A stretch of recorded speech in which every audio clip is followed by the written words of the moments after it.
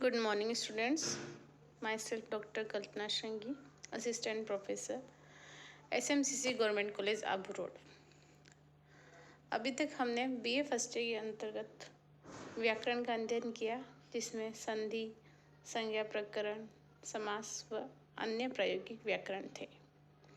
आज हम paper first के अंतर्गत निहित स्वप्न वासुदत्तम नाटक का अध्ययन करेंगे।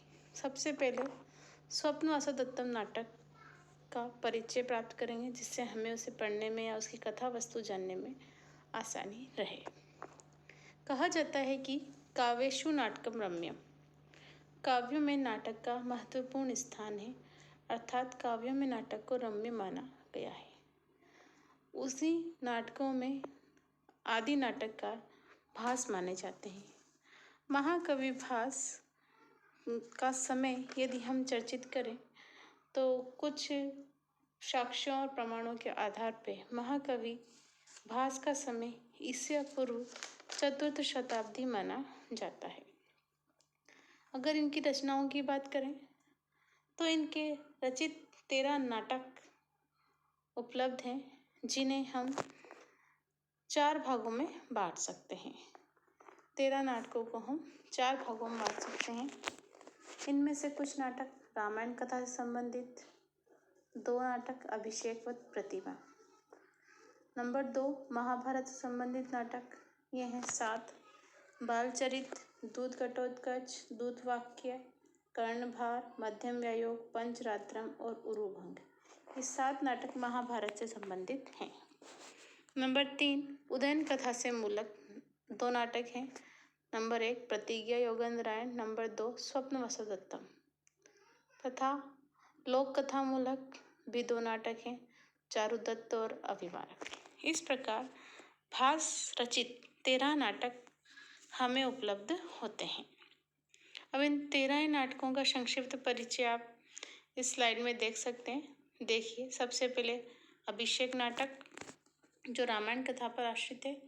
इसमें 6 अंक हैं और रामायण के किष्किंधा कांड से लेकर युद्ध कांड की समाप्ति तक का वर्णन इसमें किया गया है। प्रतिमा नाटक 7 अंकों वाला है और राम के वन गमन से लेकर रावण वध तक की घटनाओं का वर्णन इसमें है। फिर तीसरा बालचरित 5 अंक हैं। हरिवंश पुराण के आधार पर श्री कृष्ण के बाल्य काल का चरित्र चित्रण है। दूत घटोत्कच महाभारत के कथानक का है, एकांकी है, रूपक है।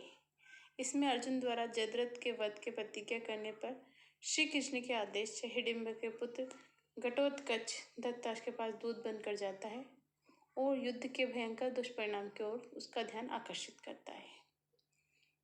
दूत वाक्य 1 अंक का व्यायोग है। इसमें महाभारत के विनाशकारी युद्ध को बचने के लिए पांडवों द्वारा कृष्ण को दूत बनाकर दुर्योधन के पास भेजे जाने का वर्णन है। कर्णभार, इसका कथानक भी महाभारत से लिया गया है। इसमें भी 1 ही अंक है। देवराज इंद्र सेनापति कर्ण के पास ब्राह्मण के रूप में जाते हैं और उसे भिक्षा के रूप में कवच और कुंडल मांग लेते हैं। मध्यम व्यायोग, यह भी एकांकी है।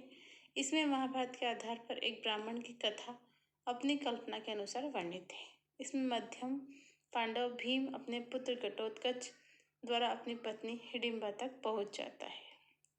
पंचरात्रम 3 अंकों वाले इस रूपक में महाभारत के विराट पर्व में विद्यमान है।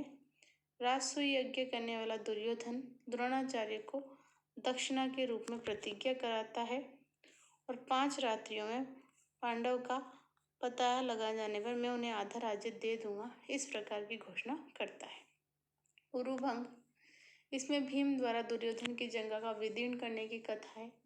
नाटक की विशेषता दुखांत होने के कारण इसमें 1 ही अंक है। फिर ये 2 उदयन कथा मूलक प्रतिज्ञा योगेंद्रायण, इसमें 6 अंकों में इस नाटक में अमात्य योगेंद्रायण अपने स्वामी उदयन को बंदी गृह से छुड़ा लेने की प्रतिज्ञा करता है और विघ्नों के उपस्थित होने पर उसे पूर्ण कर उसे बताता है। स्वप्न वासुदत्तम 6 अंकों का नाटक है। राजा उदयन और वासुदत्ता की विचित्र किंतु रोमांचक कथा से भरपूर है। नंबर 12 चारुदत्त 4 अंकों वाले विभक्त इस नाटक में दरिद्र चारुदत्त और वेश्या बसंत सेना की प्रणय कथा का वर्णन है। इसकी सहसा समाप्ति लेखक के असामयिक निधन को व्यक्त करती है। इस रूपक को शूद्रक ने मृच्छकटिक का आधार बनाया है। अविमारक ये भी 6 अंकों का नाटक है। इसमें राजकुमार अविमारक तथा राजा कुंती भोज की पुत्री कुरंगी की प्रेम कथा का वर्णन है। इसकी कथा कवि कल्पित है। इस प्रकार संक्षिप्त परिचय प्राप्त करने पर सबसे प्रमुख इनमें से स्वप्न वसुदत्तम माना जाता है, जो कि हमारे पाठ्यक्रम में भी निहित है। स्वप्न वसुदत्तम हमारे पाठ्यक्रम के प्रथम प्रश्न पत्र में तृतीय और चतुर्थ इकाई को चिन्हित करता है। तीसरी और चौथी इकाई स्वप्न वसुदत्तम की ही है। स्वप्न वसुदत्तम, यदि हम इसके नाम से ही सोचें, विचार करें तो हमें यह प्रतीत होता है कि स्वप्ने दृष्टा वासवदत्ता, स्वप्न में देखी गई वासवदत्ता। एतम अधिकृत्यम, एतद घटना अधिकृत्यम, इस घटना को अधिकृत करके तम लिखितम नाटकम, कि जो नाटक लिखा गया है उसका नाम स्वप्न वासवदत्तम रखा गया है। जैसा कि आगे कवि बताते भी हैं, हम इसे पढ़ेंगे भी सही। 5वें अंक में राजा स्वप्न में वासवदत्ता को देखता है। उसी घटना पर आधारित करके इस नाटक का नाम स्वप्न वासवदत्तम रखा गया है। हमें इसकी कथा वस्तु विस्तृत रूप से पढ़नी है। देखिए, अंक का अनुसार इसकी कथा वस्तु इस प्रकार है। इसमें 6 अंक हैं तथा अंक का प्रारंभ राजा उदयन के प्रधानमंत्री योगेंद्रायण अपने स्वामी के शत्रु राजा आरुणि द्वारा अपहृत देशों को पुनः हस्तगत करने के लिए अति चिंतित है। इस कारण वह राजनीतिक उद्देश्य से अपने पड़ोसी राज्य के शक्तिशाली मगध नरेश के साथ वैवाहिक संबंध जोड़ना चाहता है। प्रधानमंत्री राजा से कहता है, लेकिन राजा उदयन मगधराज की बहन पद्मावती के साथ विवाह कर ले। किंतु राजा उदयन अपनी पहली पत्नी वासवदत्ता से अत्यंत प्रेम करता है और वह मना कर देता है। मंत्री चतुराई से एक योजना बनाता है और अपनी इस योजना में वासवदत्ता को भी शामिल कर लेता है और इस प्रकार राज्य के पश्चिमी सीमा में लावणक ग्राम के राजकीय पड़ाव पर जाता है। और जब राजा शिकार के लिए बाहर जाता है तो मंत्री गांव में आग लगा दी जाती है और जनश्रुति फैला दी जाती है कि महारानी वासवदत्ता उस गांव के भयंकर अग्निकांड में जल के मर गई और प्रधानमंत्री भी उसकी रक्षा के लिए जलकर मर गया।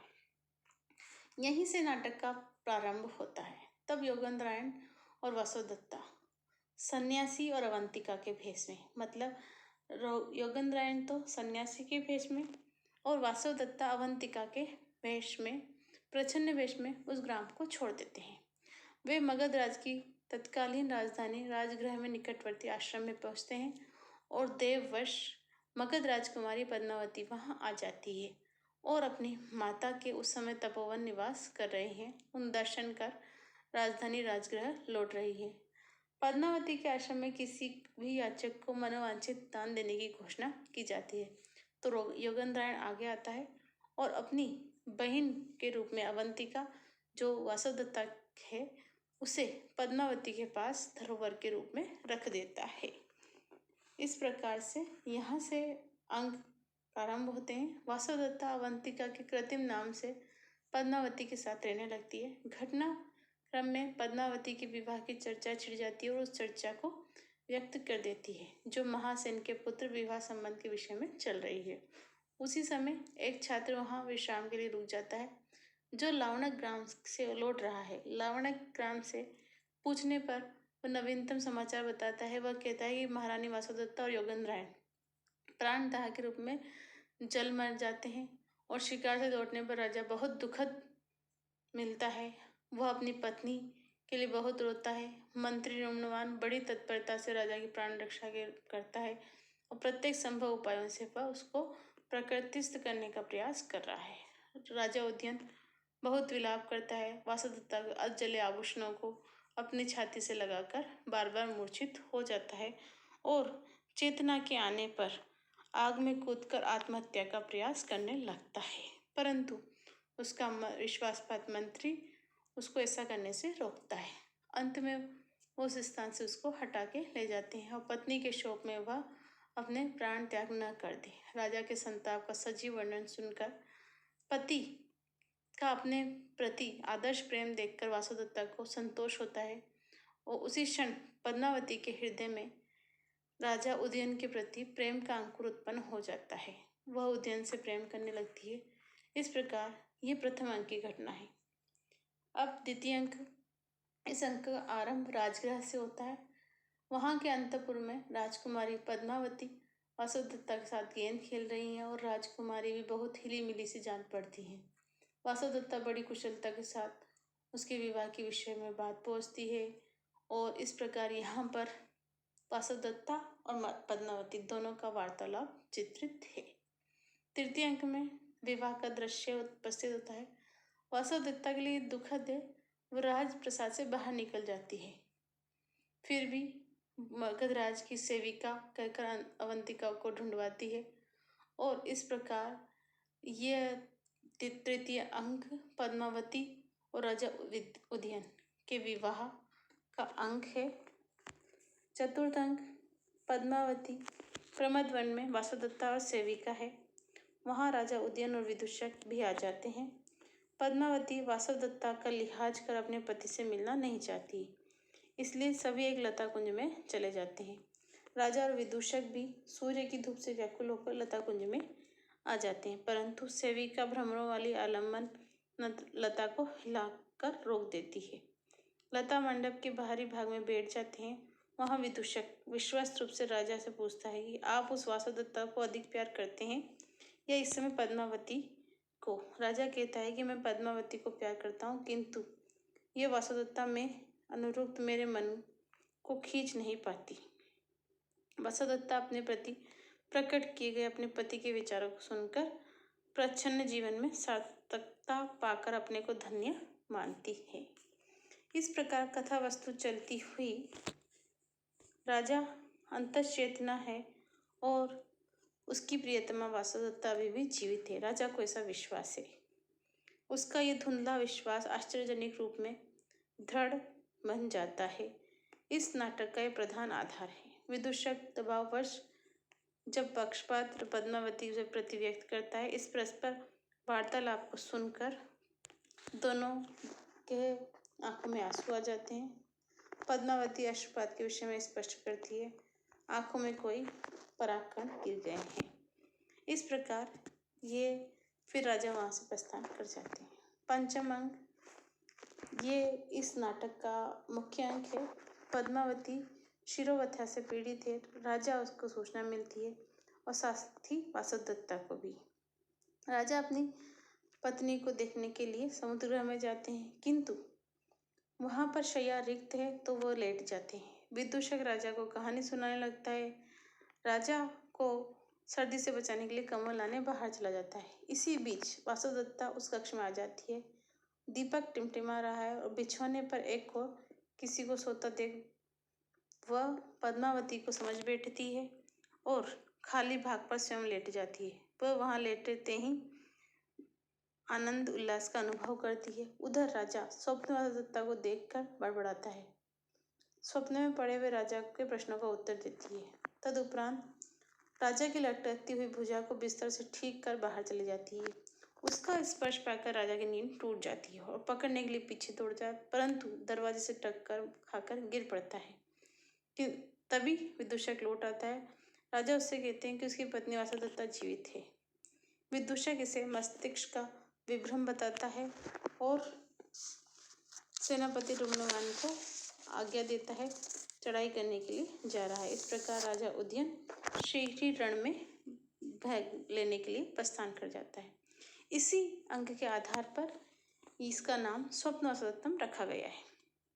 षष्ठम अंक, घोषवती वासुदेवता के अत्यंत प्रिय वीणा थी। उसे पा लेने पर राजा उदयन का शोक पुनः नवीन हो जाता है।